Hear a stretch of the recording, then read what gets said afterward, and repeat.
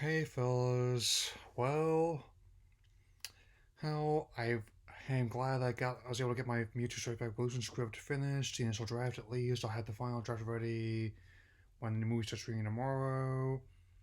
I also have a couple more bits planned, including the next vlog on the next episode of Clone Wars on Friday.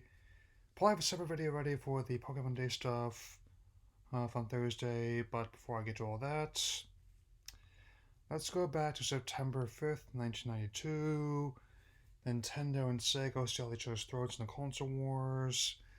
The number one song on the radio was Boys to Men, Hands End of the Road, and a nice little series which I have a particular fondness for.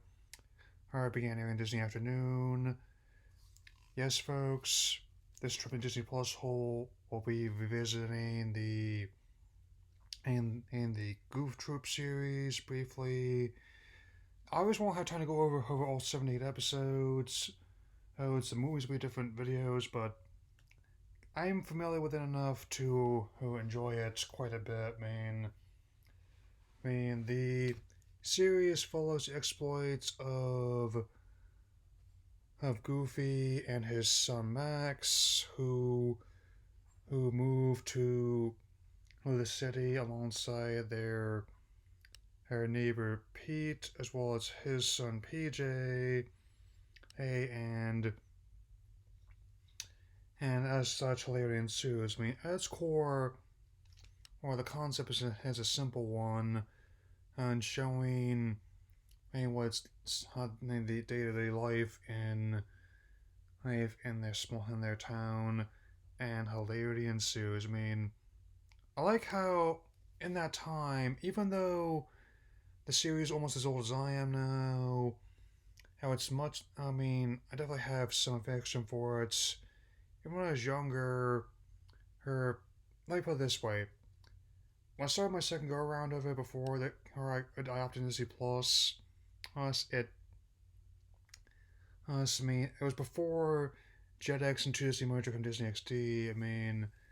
But in a sense, hence, much like how in the earlier cartoons in the classic days that Goofy's his resilience was a major source of comedy, so is this here. Or it can take anything as simple as like moving to a new home or paying off that home or coming a gold mine potential, I'll definitely be covering the movies as well. One of which will be looked at on Leap Day, the other will probably be looked at closer to it. It's the anniversary of its one, so not going into the order. I guess you might say I goofed. And the animation has held up pretty well over time as well. Even though there were some occasional gaps, seeing as this was fairly early days of syndicated animation in my book, but overall it's actually quite good. It's got very energetic, colorful, and definitely shows what contemporary take can be. There's talk of a reboot coming, given the success of the new DuckTales we're still working on, getting caught up before the third season starts. They had to recast some characters, given how some of the actors are no longer with us. Dana Hill being the most notable example of Max, but I think if they have a similar knack for the writing and the comedic timing, they can definitely pull it off. Especially whether it's going to be on cable or something like on this platform, I welcome it. So I'll see you all on my next couple trips in the Disney Plus hole later.